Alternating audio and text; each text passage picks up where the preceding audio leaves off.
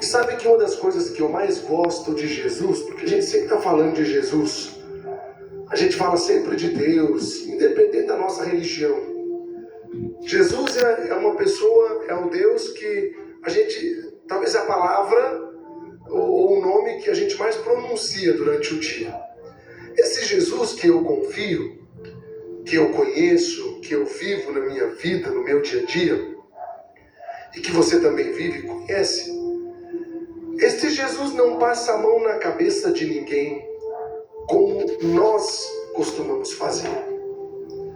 Nós sempre fazemos, né? Ai, tadinho. Ai, tadinha.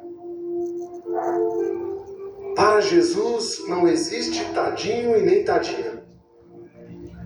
Com Jesus não existe dó. Com Jesus existe misericórdia. E isso é muito diferente. O sentimento de pena, de coitadinho, não existe em Jesus. Jesus não tinha dó, Jesus tinha compaixão. O que significa compaixão? Paixão com, sofrer com, ou seja, sentir com. Ou seja, Jesus sente a dor do outro, sentir a dor do outro. Esse é o verdadeiro sentimento, é a compaixão, é sentir o que o outro sente. Não é passar na esquina, ver um mendigo jogado no chão ali, machucado, dizer, ai coitadinho, que dó. Ir embora e não fazer nada. Isso não adianta. Claro que nos dias em que vivemos hoje, isso é tão delicado, né? Mas certamente Jesus pegaria no colo e levaria para casa. Algo que nós, na maioria das vezes, não fazemos. E eu entendo que há circunstâncias no mundo em que vivemos em que isso é um tipo de situação tão delicada que chega a ser até perigosa. Mas às vezes eu tenho a impressão de que Jesus deixa a nossa cabeça confusa. Sabe por quê? Porque ele não pensa como nós. E nós não pensamos como ele. E graças a Deus por isso. Que bom que Jesus não pensa como nós. E que pena, que tristeza, que infelizmente nós não pensamos como ele. Por isso que muitas vezes o Evangelho não é compreendido. É por isso que muitas vezes você não consegue entender a mensagem real do Evangelho. Sabe por quê? Porque você não quer entender do jeito de Deus. Você só quer entender e você só aceita entender se for do teu jeito. E do seu jeito não é o jeito de Deus. Eu muitas vezes tenho alguns problemas com alguns funcionários ou com amigos, ou melhor, funcionários ou pessoas que convivem comigo. Eu já briguei pra caramba com o Guilherme. Tem dia que dá vontade de mandar ele de volta pra Fazenda da Esperança. Tá aqui, esse baixinho aqui. Pode mostrar a cara dele que eu quero que o Brasil conheça. Isso, mostra a cara dele. Vem pra cá mais pra frente. Tá com medo da polícia? Isso. Pois é. Por quê? Porque eu já falei pra ele, Guilherme, não é do seu jeito. Não pode ser do seu jeito. Já briguei com o maestro várias vezes. Porque ele quer fazer do jeito dele. Eles querem fazer do jeito deles. Não que o jeito deles esteja errado, mas do jeito deles não é o jeito que comunga com a política do trabalho do padre. E se não comunga com a política do trabalho do padre, do jeito deles não vai ser. Vai embora. A vida ensina. E é preciso a vida ensinar pra gente essas coisas. Lá em casa, às vezes, a Zélia quer fazer do jeito dela. Eu digo, não, na minha casa é do meu jeito. Ah, mas eu fazia lá, eu vou fazer assim, não. Se for assim, pode mostrar ela também, que eu gosto de mostrar. Isso. Tá 10 anos comigo. Aí só porque já acostumou, né? Depois de 10 anos... ontem eu estava num lugar com a Zélia e um amigo nosso que é massagista falou assim, padre, dá dinheiro, mas não dá intimidade. Depois que dá intimidade, acontece isso aí, ó. Mas tudo isso para dizer, lógico que eu estou aqui dando um exemplo que não é tão sério assim, mas são coisas do dia a dia, coisas pequenas. Aí eu falo para a Zélia, Zélia, coloca a mesa assim. Ela vai lá e coloca assado. Aí diz, não, mas do meu jeito é mais bonito. Não, mas na minha casa é mais bonita do meu jeito, não é do seu. O dia que você tiver a sua casa, você faz do seu jeito, mas na minha faz do meu. A minha avó me ensinou isso. Aprendi muito com a minha avó. Porque ela fazia assim. Eu falava, quantas coisas que eu queria mudar em casa. Falei, vó, isso aqui tá feio. Ela dizia, é feio, mas é meu. É feio, mas tá na minha casa. Ela dizia, o dia que você tiver a sua casa, você faz do seu jeito. Aqui na minha casa, enquanto você estiver comendo as minhas custas, vai ficar do jeito que eu quero. Vó, mas tá errado, mas é do meu jeito.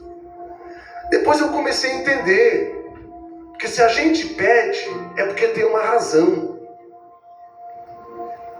Se não tem razão, a gente não pediria que fosse daquele jeito. Tudo tem uma razão. Eu me lembro que uma vez, lá em Brasília, eu morava em Brasília, e tinha um diabo de uma moça lá que vivia me perturbando lá na igreja. E ela fazia uma cara de coitada, e essa moça estava me incomodando. Ela colocou um travesseiro na barriga. Ela doidinha da cabeça, inventou que estava grávida, que o filho era meu e tudo. A menina, num dia estava magra, no outro dia ela estava com um barrigão de 9 meses. E o pior de tudo, que todo mundo acreditou. Aí eu passei a não receber aquela menina, porque toda vez ela ia lá, todo dia ela estava lá na porta da igreja com a desculpa de que queria confessar. E aí tinha uma funcionária minha que chegava, padre, tadinha, atende a menina, não quero atender essa moça. Tadinha. Eu não podia dizer para ela que eu não queria atender aquela moça, porque aquela moça é complicada, tinha uma cabeça perturbada, incomodava. Então, quando você começar a entender que do seu jeito ou do jeito do outro tem um sentido, as coisas vão mudar. A gente precisa pensar nisso. Dentro de casa também, com o marido, com a mulher, com o filho, no relacionamento profissional. Quando a gente quer fazer do nosso jeito e não do jeito que é para ser feito, está errado. Na questão profissional também funciona assim. Imagina se os câmeras quisessem fazer do jeito deles, se a produção quisesse fazer do jeito deles. Agora eu entendo por que o Preto e a Salete estão todos os dias lá no restaurante deles. Um dia eu peguei e falei, Salete, mas descansa um pouquinho, deixa a cozinheira fazer lá a comida para você, pelo menos hoje. Padre, mas ela não faz do meu jeito. Por quê? Porque às vezes o nosso jeito tem uma pitadinha do amor que o outro não coloca. Do nosso jeito tem uma pitadinha a mais de atenção, a mais de profissionalismo, a mais de seriedade. Isso funciona para a vida. E é por isso que muitas vezes você cai na tristeza, na depressão, você se isola, porque infelizmente você só aceita as coisas se forem do seu jeito. Então, meu querido, todas as vezes que você quiser entender as coisas de Deus, a sua maneira, por exemplo, eu tenho uma notícia péssima, você vai se frustrar. Porque Deus não faz as coisas do seu jeito, mas do jeito dele. Porque é do jeito dele que as coisas funcionam. Nós é que devemos nos enquadrar no projeto e no pensamento de Deus. Porque Deus não vai se enquadrar nos seus projetos, nem nos seus pensamentos, nem nos meus. Por quê? Porque Deus tem uma outra maneira de julgar. Ele julga com amor, com misericórdia. Algo que nós muitas vezes não fazemos. Eu lembro-me de um fato, a primeira vez que eu fui a um tribunal assistir um julgamento. E eu fiquei lá entre 40 e 50 minutos refletindo sobre a vida, sobre o ser humano, conversando com Deus. Diante daqueles juízes, advogados, aí eu comecei a pensar em como que é a vida, né? Como que é o mundo, como são as coisas de Deus. E a primeira coisa que me veio na cabeça foi o juízo final. Daí eu pensei assim comigo, será que quando morrermos o juízo final será assim? mas com uma grande diferença. Deus será o nosso juiz e Deus julgará com amor. Deus ama o filho mais perverso, como um pai bondoso e uma terna mãe. Se Deus fosse juiz das coisas da terra, muita coisa seria diferente, mas Ele não é. As coisas da terra, quem julga somos nós. E é por isso que nós nos decepcionamos, por isso que nós nos frustramos, porque cada vez que você lê o Evangelho e vê o que Jesus pede, você percebe que é tudo ao contrário do que você quer, do que eu quero. Aí você começa a pensar se realmente você tem a capacidade, se você realmente quer seguir Jesus Cristo. E a palavra do homem diz: se eu levar um tapa no rosto, na cara, eu tenho que devolver 2. Mas Deus diz ao contrário: não, se alguém te der um tapa na face direita, ofereça a esquerda. O homem diz: se te fizerem um mal, vinga. Jesus diz: perdoa. O homem diz: longe do inimigo. Jesus diz: ame o inimigo. Se você parar para refletir, se você quer mesmo seguir Jesus, saiba que ele pensa diferente, ele age diferente. E a grande diferença entre Jesus e você, entre Jesus e eu, é que Jesus ama. Ele nos ama tanto, mas tanto, que nós somos incapazes de compreender esse amor, porque nós não amamos nem 1% do que Ele nos ama.